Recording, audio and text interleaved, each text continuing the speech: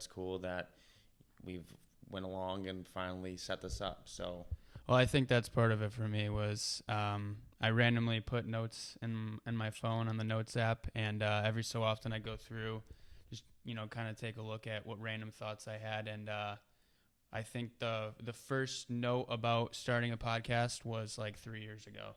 So it's one of those things that if I have notes about the same things over and over again over time, I just try and use it as a reminder to do whatever that is. So that was one of those things. yeah, I mean, it's scary. There's fears with pretty much starting it, and if it's going to go good, if it's going to go bad, good reception, bad reception. But I think the biggest thing and kind of what we wanted to talk about today and kind of go with is, the thought about taking risks and whether it's you're scared or not, just taking the risk regardless of the outcome. So we are taking a risk starting this, but I think that more than anything, that we have the right mindset and we're willing to work hard and have fun with it, as you should in most things. So I think that's why it's going to be fun to do. Yeah, I'm excited. We've, like we said, we've talked about this for a while. It took about 3 months of testing all this audio and stuff. I have never had an interest in anything about video creation or audio, podcast, whatever, as far as, like now I know what an XLR mic is and all this crap. So really it came down to us, wanting to do this, talking about it for a while, and then we were stuck on a name for like a month. And it basically came down to, are we going to sit here and just not do it because we don't have an exact name that we, loved, or are we just going to start it? So we just chose something basic for now. And if something comes up as we get going, then, we'll change it. But we just figured we'd just start it. Yeah. So there we go. We're here. So like we said, this is kind of just a risk. It's fun. I mean, it's fun and scary.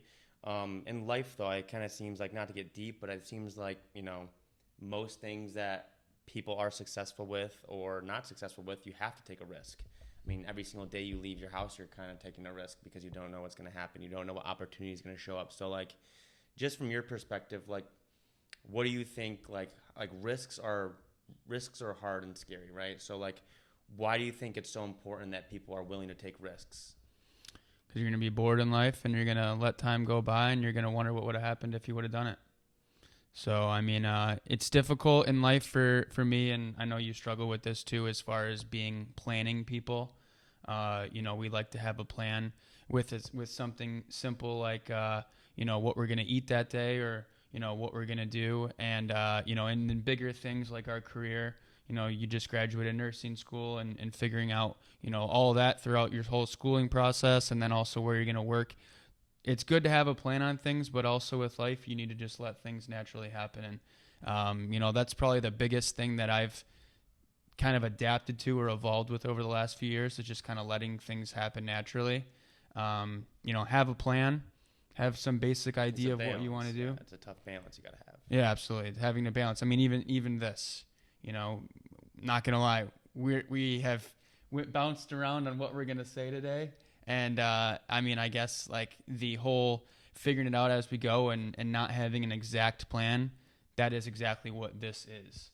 So, we have some ideas we're committed to doing. We want to do about 10 episodes and then go from there. The reason that is if you do one, you're going to think it sucks and you're going to stop. If we commit ourselves to doing 10 over the next period of time, then we'll have some fun with it, or we'll just hate it and we'll never do it again. But at least we tried and we took the risk. Yeah, I mean, the plan never works out the way it is because I have a laptop not open next to me that has a bunch of bullet points and talking points, and it went dark, and I'm not going to open it again. So that just shows that we got to take some risks and just go with the flow. But yeah, so I think you hit the nail on the head there. I think it's fun because we could hate this, we could love it, regardless. We're doing it. So I just think that's a big thing in life with most aspects in life because just to talk about myself for a second, a couple years ago, I didn't know what I wanted to do. Like, I've heard how hard nursing school was and I wanted to pursue it, but I was like, let's go for it. So I did it. I took the risk, and now I'm very happy right now. I have a great job and I love very much, and it wouldn't have happened if I didn't take that risk. And I think that can go for your careers, for your hobbies. It can go for living where you're living. It can go like anything. So Well, I mean, take a step back before that. Fast forward or rewind 3 years ago, before you started nursing school, no idea what you were going to do. nope. So, I mean, you were meeting with people on all different industries trying to figure out what you were going to do. And then one day, you know, it made the thought of nursing fit. And then it just, everybody, me, our parents, everybody was like, that's exactly what you're supposed to be doing. And So I wouldn't have got there if I took the risk, though. So that just brings it back to the main point and everything. And I'm glad I took the risk. I mean, like I said, I'm sitting here happy. And I mean, like, another thing is like the taking risks. A big thing I think with taking risks is you gotta believe in yourself. You gotta have passion about what you're doing, because I think, like, you know, if it doesn't go the way that you planned, at least you are doing it with the right intentions because you have the passion. If you're doing something for the wrong intentions and you don't have the passions, well, you're going to lose either way. If you do something with not passion, with the right intentions, it might work, it might not, but either way, regardless, I think the biggest thing to taking risks in life in general is to have that passion. So I think that the biggest thing that you have always talked about and helped incorporate into my life and the players that you coach's lives and everyone around you is that if you're supporting someone, I mean, you should be supporting someone regardless of what they're doing, as long as your motto is, yeah, just you know, follow your passion. You know, treat people the right way along the way.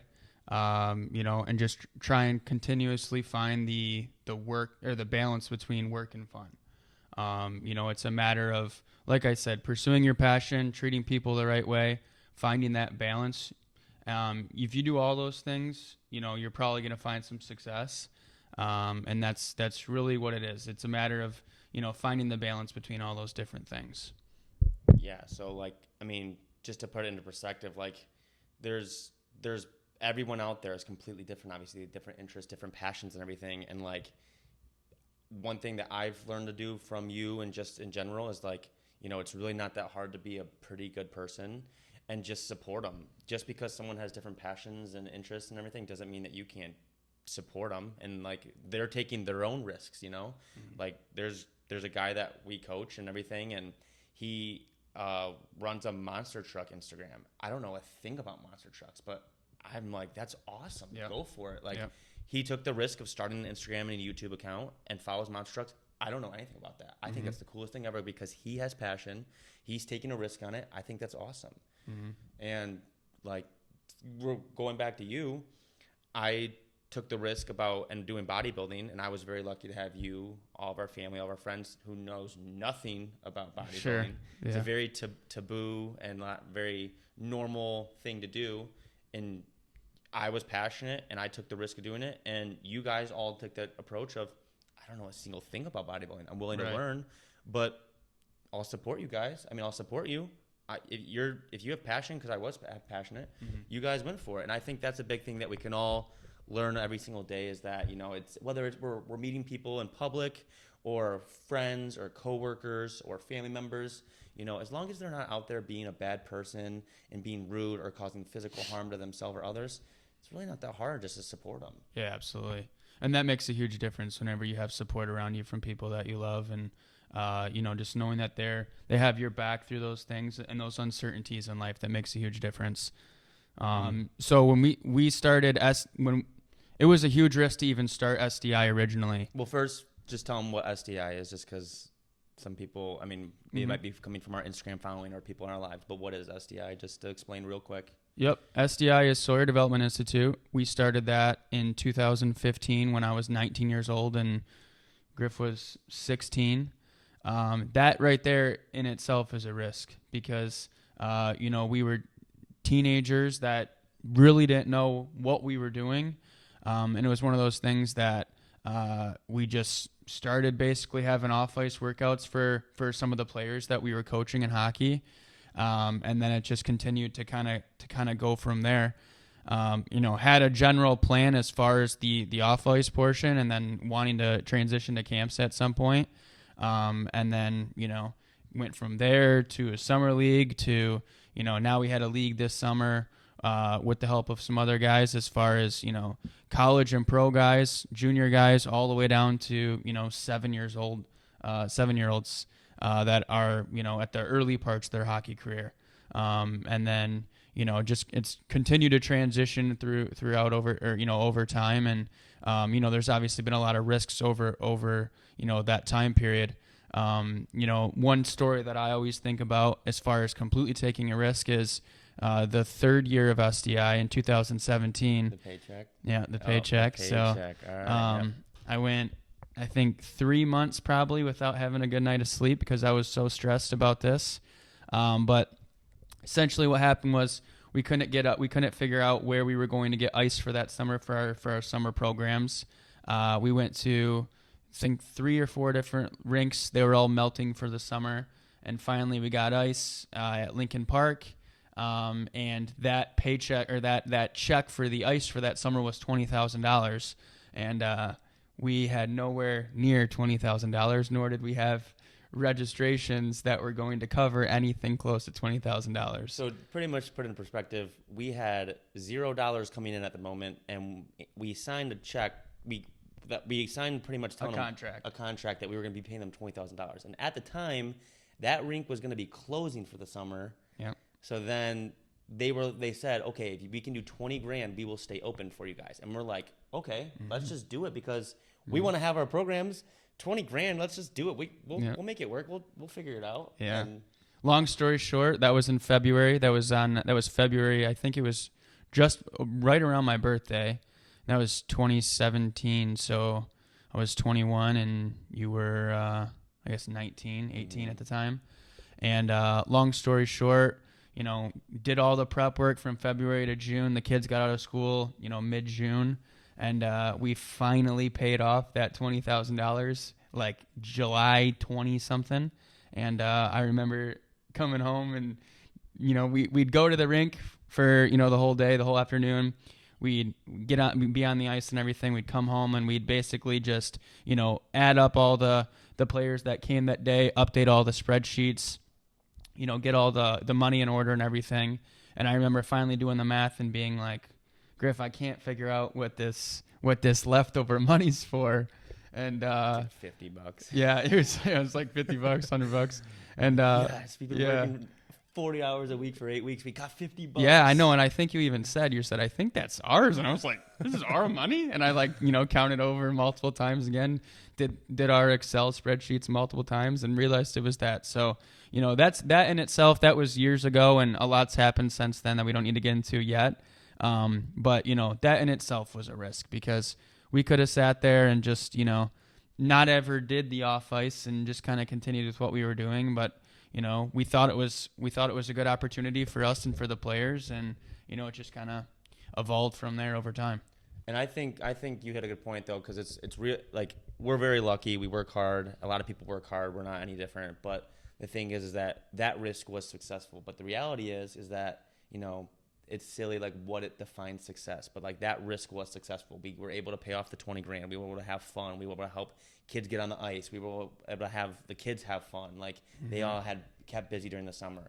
Sure. I'm sure all their parents had fun. But there is a reality, obviously, that some risks don't work out. Yep. And it doesn't go the way that we planned. But sometimes you can even find some positivity in that. Yeah, you can. One of the guys I coach with at Gabriel Richard, Rick DeSena, Coach Rick, he always says you can lose the game, you can't lose the lesson. And that's something you can apply in hockey, you can apply in sports, every aspect of life. You can lose the game, you can't lose the lesson.